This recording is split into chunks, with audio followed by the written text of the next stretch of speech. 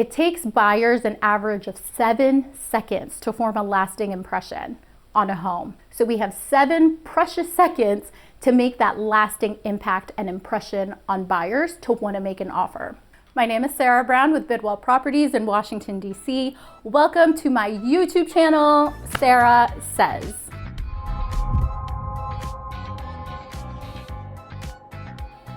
Today we begin a 4-part series on the 4 steps to home selling success. The 4 steps to home selling success come down to what I call the 4 P's. The first P is preparation. The second P is pricing. The third P is presentation. And the fourth P to home selling success is promotion. We are going to talk about the first P to home selling success, and that is preparation. Now, I have to admit, this might be the part of the program where you are gonna wanna kick me in the shins. Precisely because it takes time and there's just no way around it. I often tell my seller clients that we have one chance to make a lasting impression, so we have to make that impression count.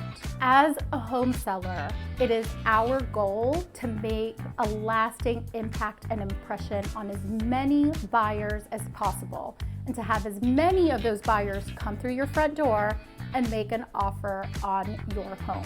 The goal here is that we are allowing as many buyers as possible to imagine their lives and their futures in your current home. In the same way that a star athlete or a musician trains and practices and prepares for hours for one game, one performance, so too are we going to take the time to prepare for your one listing launch day. There are 4 key parts to preparing your home for sale.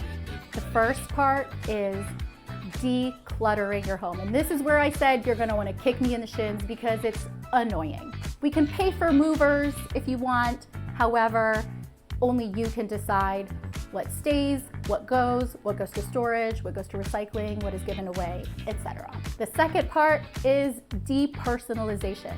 This means removing all photos, religious symbols, according to your conscience, any political symbols, diplomas, all of your perhaps law school books and Harry Potter collection. We want to depersonalize this home as much as possible. The third part of the preparation process is addressing deal breakers. Occasionally, and only when it's truly beneficial, we like to have a home inspector come through and walk us through the home and identify any issues that might come up in the future. We want to avoid any surprises and bumps down the road.